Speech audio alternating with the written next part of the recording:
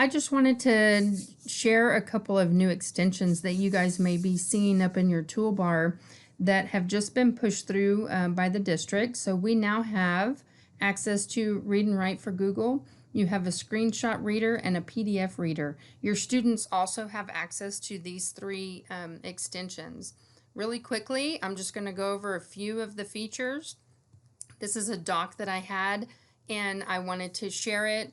It can be read to students. There's picture dictionaries and a regular dictionary. You can have prediction text as well if students are writing a paper. And then there's a check it feature for the kids to check their work.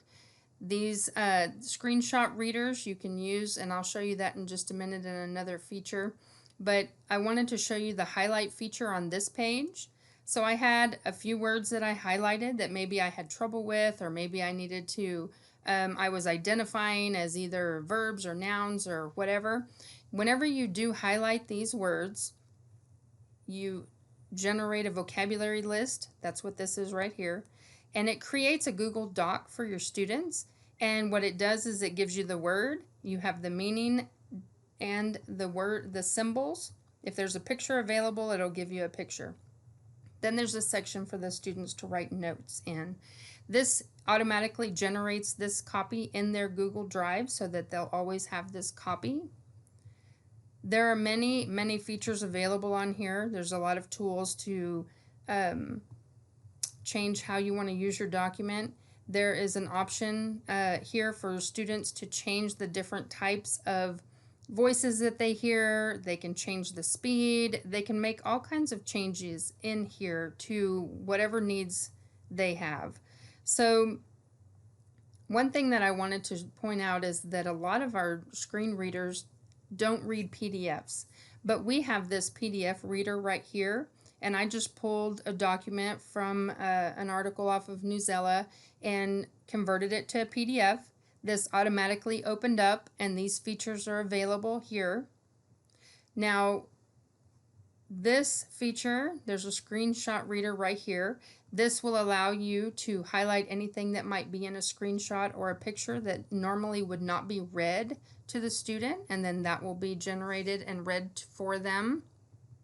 Again, there's the highlight and the other features here and some other tools that you need to check out and play with there a little bit.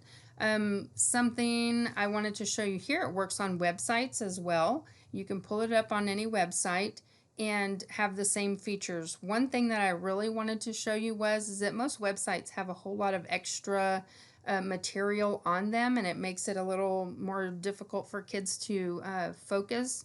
You can hit the simplify button, and this will populate a simplified page for the students, and then they have their toolbar.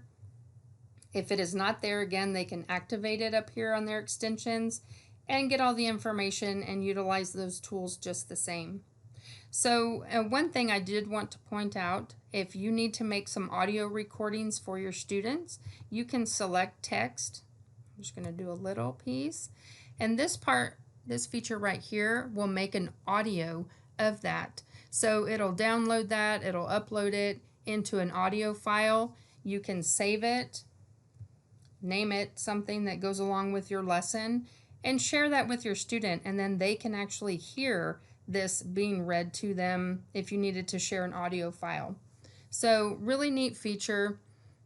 Also, this feature is a really cool feature as well. There's so much to talk about in this. So this took that document and it put it in a simplified format for me, and I can have my students record themselves reading this. They can listen to themselves. Whenever that's done, this will be it'll be black so that they can click on it as well, and then they can listen to it. Then they can also send this off and share a copy with you so that you can hear them reading. They can work on their fluency. It's a really neat tool. So just get in there, check out some of these new features and these extensions that we have. Make sure and share them with your students so they know that they're available.